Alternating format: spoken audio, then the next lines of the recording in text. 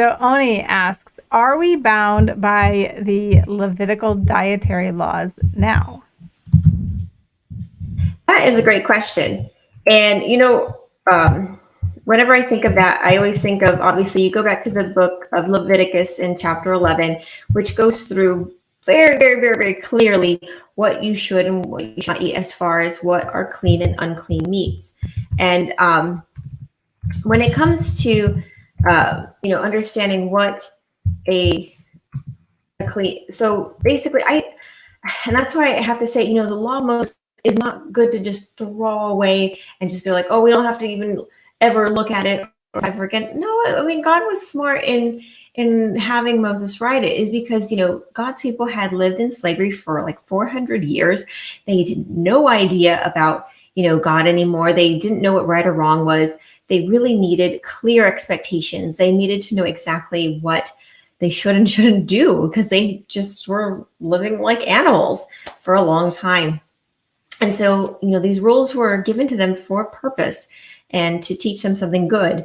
And when it came to the Levitical dietary laws, like it says in Leviticus 11, thou shalt not eat, when it comes to seafood, only things swimming with fins and scales. When it comes to land animals, only eat animals that have a cloven hoof and who chew the cud. And they have to have both of those things. When it comes to flying birds, basically only eating domesticated birds, not birds of prey. So there's just some very clear outlines as to what clean and unclean is. Now, when it comes to do we still need to keep those? I always look back in the book of Genesis, chapter 7, because this is God saying this before, basically before, this law of Moses was ever brought about. And it says, I believe, I'm looking here,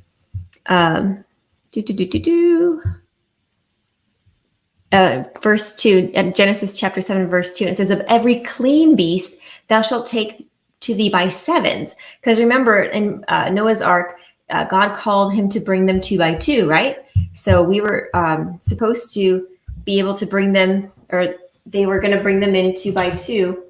However, they were to be taken in by sevens. And so they could, obviously, so they could have more animals of these to eat. And so, this idea of clean meats is just an idea that God had known about, because he made these animals. He knew which ones would be healthier for us. And so I personally do think that it's a better choice to obey this this precept laid out in the Bible just for your health. Do I think people that have ever eaten pork are going to, lose their salvation? Not necessarily, no. But I think, when it comes to your walk with God, are we, like you're saying, are we doing the best we can? Are we going to a higher level? And I always think of 1 Corinthians, I'm trying to remember off the top of my head. I believe it's chapter 10, verse 31. And where it says basically, whatever you eat, whatever you drink, whatever you do all to the glory of God. And so what you need to do when it comes to, your health and what you put in your mouth, it really just comes back to, are we glorifying God in our body? Are we doing the best that we can do for him? Because, God is worthy of our praise, and it's an act of worship, to eat certain things and abstain from certain things. And you see this like even in the book of Daniel, chapter 1, when, the king had all these meats and wine, and Daniel said he wouldn't defile himself with the king's meat. And, God honored him for that.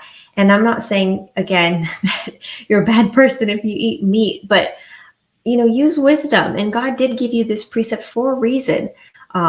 And so I think, it's a personal choice you have to make, obviously. But I think God is looking out for your best interest, which is why he puts those rules in place in the first place.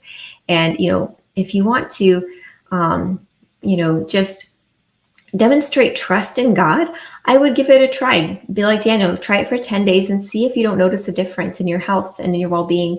as you abstain from things that God said, they're not really a good idea for you. They're not meant for food. There's certain things that, we shouldn't put in our bodies, and maybe it's not laid out in the Bible, like, like tequila or, drugs. God didn't say thou shalt not, shoot up heroin, but he shouldn't have to. I mean, you should know, like, hey, this has bad effects on us. So let's use our wisdom, and let's put things in our body that glorify him. Jay or Wendy, do you have any other thoughts on that? Yeah, no, I mean, that's summed up. I think that's a great summary of it. I don't think there's anything more to add to that. I mean, I guess just one thought, which is, like Wendy and I are part of a community of amazing coaches, like business coaches, health coaches, mindset coaches, just amazing people. And you know what? Almost all of them, will say that one of the most important things for success, for happiness, for all those things, for life abundantly is, taking care of yourself. And taking care of yourself does include eating right. And God is trying to give us clues in the Bible, ideas of how he intended us to eat so that we could be happier, be healthier, be more productive. I mean, it just, so many things melt down when we were just feeding ourselves the wrong things. I mean, our body is made out of certain minerals and components. And if you're not supplying it with those, you're going to have problems. If you're eating food that's full of bacteria and diseases, you're going to have problems. And it's just common sense. And God's trying to just help us to be happy. He wants to be healthy. Just like that parent, right? That wants to keep the child away from reaching and touching the hot stove and getting burned. God's saying, like, try to stay away from these things because it's going to hurt you. You're going to have consequences. He tells the children of Israel, if you follow my law, and maybe the verse, Tina, right? That there will be no disease amongst you in the camp. Like, God's like, this was his vision for his people. You're going to be the healthiest people on the planet, and they're going to stare and look at you and be amazed. And, there's people like that today. There's populations that live longer than anybody else. And often one of the common themes for those people, these blue zones identified by the National Geographic people, is that they eat well. They eat lots of fruits and vegetables, fresh stuff, getting, and little to no meat. And that helps, makes such a big difference. So yeah, God's not trying to hold us back. He's not trying to deprive us. He's trying to give us something better. That's always the way God works. Yep. Amen. Yeah, the verse you're quoting is Deuteronomy 7:15, where God says he'll take away all the sickness and put none of the evil diseases of Egypt. But God says, I'll put them on those that hate you. So this bad diet, it's not for you. It's for bad people. Let them eat whatever they want. But, you're God's people. You're chosen priesthood. You're a royal priesthood, chosen nation. So we're supposed to glorify God.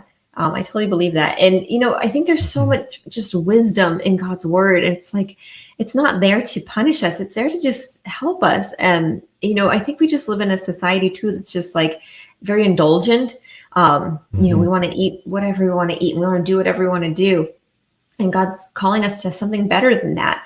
It might not have initially be fun, just like going to the gym isn't, always what you really want to do. But after you're done, you feel good, And I think that that's kind of how God is.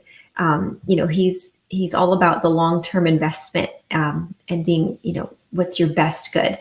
And I don't know why I always think of, even things in the book of Proverbs, like Proverbs 6, it starts in verse 6 talking about, go to the ant, you sluggard. Why are you just gonna, be lazy all day? That's not good for you. It's not good for you to be a lazy person. And I think that that's something we kind of value, sadly, in our society too, is just, laziness. It's kind of just nice to do nothing all the time. And God, I do believe he calls us again to a higher standard. Your camera's just catching the best. I know, it doesn't like me. I'm sorry. Yeah, that's interesting what you said there about, the short-term versus, in a sense, long-term thinking. And, I'm going to quote someone who's not known for being a Christian, and that's George Lucas. But, you could talk about some of the philosophy behind Star Wars is you have the Sith, these people just indulge themselves And he wants us to portray that as like that's a big problem. These people just indulge in themselves, and it just leads to wickedness and destruction. Yeah. And George Lucas talks about, he says the goal should be joy, and he defines joy as being in the state of not having these, just quick ups and quick downs, but just having this steady consistency because you're doing what's right, you're doing what's sustainable, and you're going to be happier in the long term and more consistently. Not as high, but you don't have the big drops. And I think that kind of sums up what God wants us to do too. He wants us to be steady, consistently happy. And maybe even that is what the Bible means at times when it means joy, is just this consistent state of happiness.